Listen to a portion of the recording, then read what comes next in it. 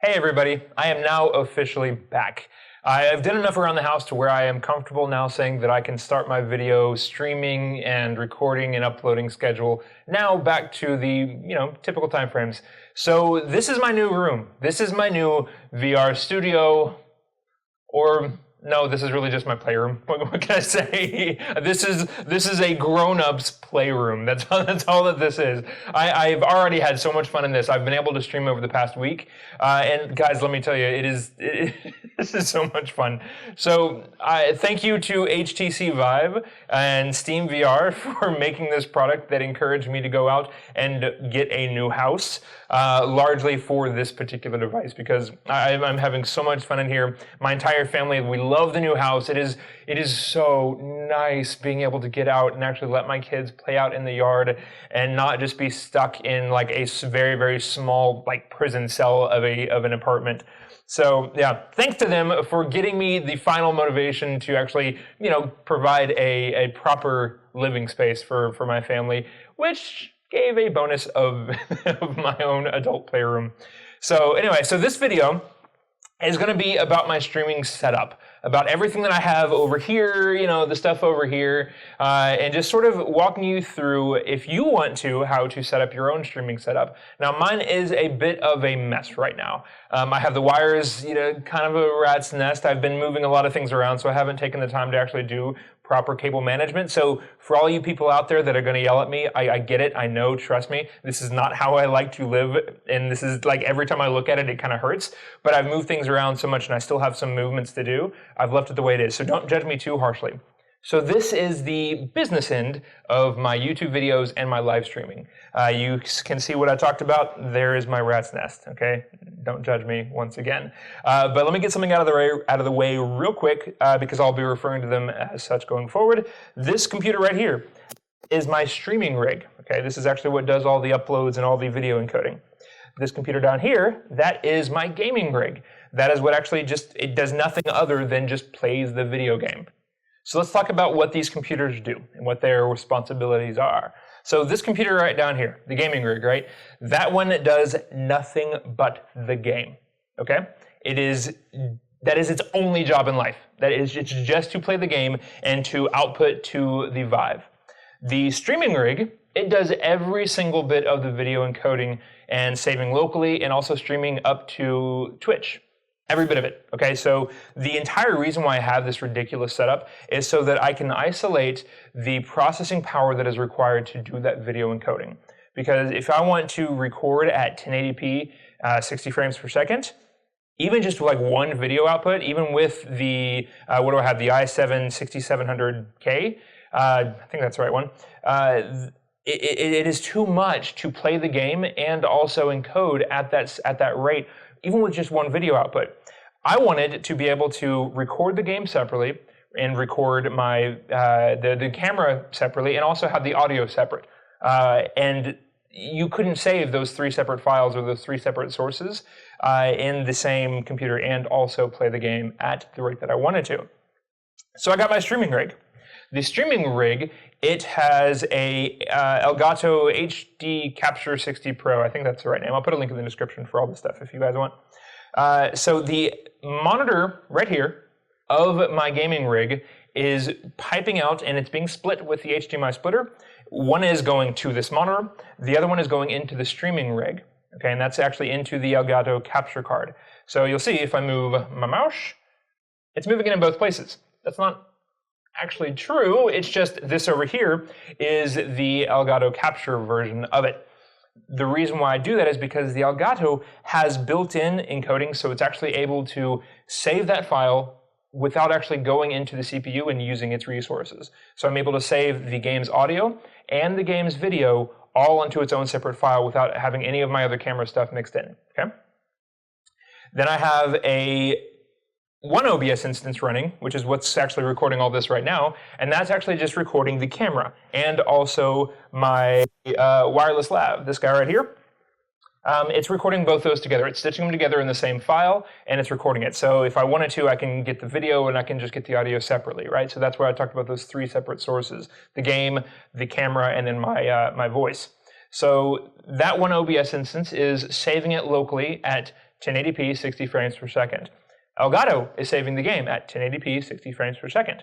And then I have one other OBS instance, which is actually stitching all that stuff together. I'm taking the video, this entire monitor display here, I'm actually grabbing that and putting it into the file. I'm actually grabbing the mirror mode Vive. I'm actually putting that on the full screen over here. I actually have both left and right eyes open, and then I have both left and right eyes open on this one. And then in OBS, I'm just grabbing the right eye because I haven't found a good way of being able to quickly switch in between the different modes for the Vive. And I'll explain more of that in a moment. But yeah, so I have the OBS instance, the second one going in, stitching everything together for the final live stream output. So it's recording the game, it's recording my voice and audio, and then it is also uploading it all at the same time, and that is all on this one rig. So that's pretty much maxing out its computing power, by the way. There's a lot that goes into that. And lastly, before we go into the actual computer configuration itself, the game audio. So this feels like the biggest hack out of all of this. In order for me to reliably get the game audio here and also over into the stream and the video capture, I had to do something really bizarre, and I'm sure there's a better solution, so if you guys know of one, let me know. But this has worked fairly well so far, and it lets me know very, very quickly if something's going wrong. So I have the game audio by default, like the actual Windows settings, going out through my monitor's video, or my monitor's audio. Okay, so the actual default video or audio output is going to this monitor. All right, so that's going through the HDMI cable so that the Elgato can hear both. It can hear the game audio and it can also see the game video. Okay, so that's not too crazy. However, what is crazy is that I also need it over here into these headphones. The headphones are plugged in through a dongle directly into the computer. Okay. In order for me to get it to both places, the easiest way that I found to do that is to have the Steam VR settings to duplicate the audio output so that it outputs to here. Which means that in order for me to ever hear anything on this computer through these, I have to have Steam VR open. And just to make some things clear on the actual peripherals, we have the Xbox controller for any of my sitting games. That's going to a USB hub that's going into the gaming rig. I have a, what is this guy? Pluggable something, I don't even know. It was like the cheapest thing I could possibly find on Amazon.